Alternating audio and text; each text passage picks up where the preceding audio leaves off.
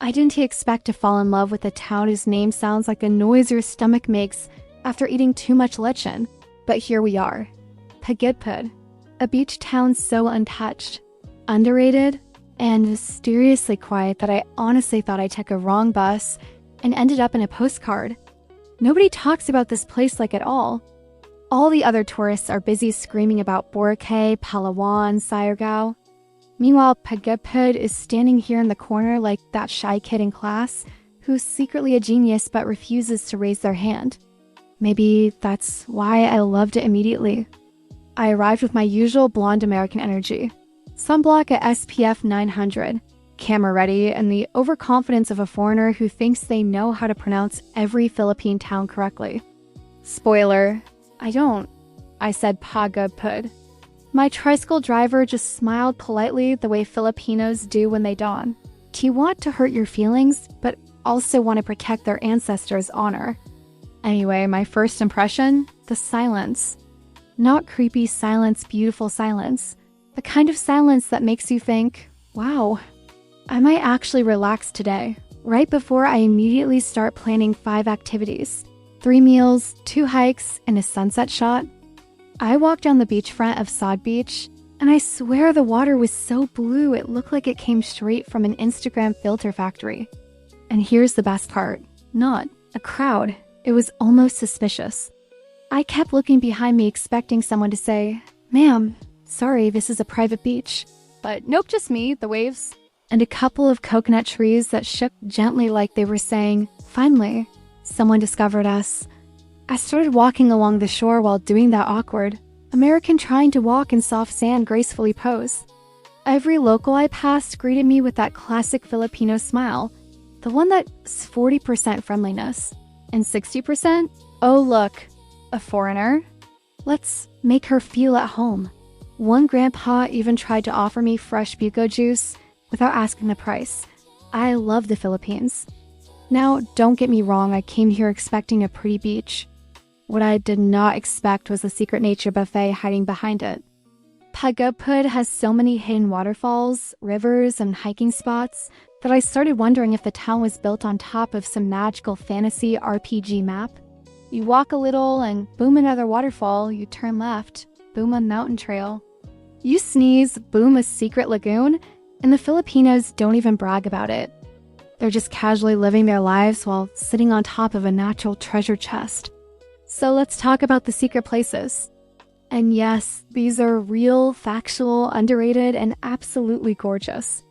Cabigan Falls, the locals pronounced it Cabigan, which threw me off because I thought it was Cabigan, meaning friend, in Filipino. Turns out both sound cute, so who cares? The hike is about 30 to 45 minutes, depending on how dramatic you walk. The trail is easy, surrounded by rice fields, streams, and trees that look like they were hand-painted. The waterfall itself drops 87 feet and flows into a natural pool so clean I wanted to bottle it and sell it as fancy mineral water. Bonus points for the local guy who told me not to jump in because, "Ma'am, the water is cold." Sir, I am from America. My entire country is cold. Tumangtang Rock to Bantay Bot Cave Walk. This is a coastal trail that feels like nature built it just for profile pictures. Tumangtang Rock is this giant dome-shaped rock formation that looks suspiciously like the Earth if God rendered it in low graphics. A short walk leads to Bantay Bot Cave, which is not actually a cave, but a big hole in a cliff. It's Instagram heaven. Also windy, very windy. The kind of windy that makes your hair look like you're summoning a storm. As a blonde woman, I look like I was filming a shampoo commercial. The Pagudpud Viaduct hike technically, it's a long road, but the trail beside it takes you through mini waterfalls and river trickles that come down from the mountains. It's like nature couldn't decide where to put water, so she just put it everywhere. I felt like I discovered cheat codes. Bagong Lapunan Trail, a lesser-known hiking route going through forest, narrow paths, and occasional carbos judging your life choices. The reward? An elevated view of the bluest water you'll ever see. I sat there thinking, why is no one talking about this? Why am I the only foreigner here? And then I remembered, perfect. More for me, Patul Ruins area, short drive away. Old colonial ruins mixed with jungle vines and moss. It's not technically Pagudpud, but close enough that your tricycle won't complain. It feels like Lara Croft should appear at any moment. Instead, it was just me standing dramatically for drone shots. After conquering nature, I decided to explore town life because Filipino towns always have something hilariously charming going on. Pagudpud has this adorable habit of moving on Filipino time, which means everything is done slowly, peacefully, and only when needed. I asked someone what time the market opens, and they said, "Pag may daw na." Translation: when people show up. I respect that philosophy deeply. I found a tiny restaurant that didn't have a name, just a tarpaulin of a fish wearing sunglasses. That's when you know the food is good. I ordered pancit, and the serving was so big I thought they misunderstood and assumed I was feeding a family of 6. While eating, I chatted with a group of locals, and one woman told me, "You're so white, we can see you from far away." It's like a lighthouse. Great. I came to enjoy nature, but I accidentally became part of the navigation system. The next day, I attempted to take a tricycle to Blue Lagoon Beach, which everyone swore was less crowded. They were right. It was so peaceful that the only sound was the waves, and my brain screaming with happiness. I dipped into the water, and it was so clear I could see my own toes judging my life choices. Kids were playing on the shore, dogs were wandering around freely like they owned the place, and a coconut fell behind me, nearly taking me out. Nature loves drama. One thing I noticed: Pagudpud people are brutally honest, but in the funniest, kindest way.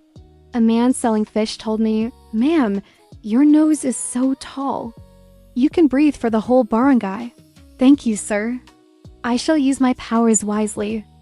I had dinner at a sunset spot where the waiter casually said, "Ma'am, you're the only foreigner this week." Fantastic. I achieved my dream, becoming the token blonde woman in a small Filipino beach town. I looked around at the orange horizon and realized this town is the perfect blend of untouched nature, warm people, and quiet charm, so quiet that even your thoughts feel like they're whispering. The next morning, I visited a small sari-sari store to buy water, and the grandma running it asked if I was lost. "No," I said, "just exploring." She nodded and smiled like she'd been waiting decades for someone to say that. "Good," she replied. "Tell people we're beautiful here, and honestly," she was right. Pagudpud is beautiful. Not the loud, touristified, crowded kind of beautiful. It's the soft kind. The gentle, peaceful kind. The "I want to stay another week" kind. The "why the heck is no one talking about this place" kind.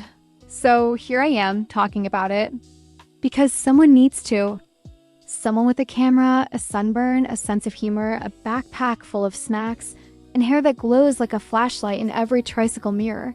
This beach town deserves love. And if you ever visit, just know you'll arrive as a stranger, but you'll leave with 100 new titas calling you, a knock, 3 dogs adopting you, and a heart that suddenly feels lighter. And if you don't fall in love with Pagudpud, then congratulations. You are officially impossible to please.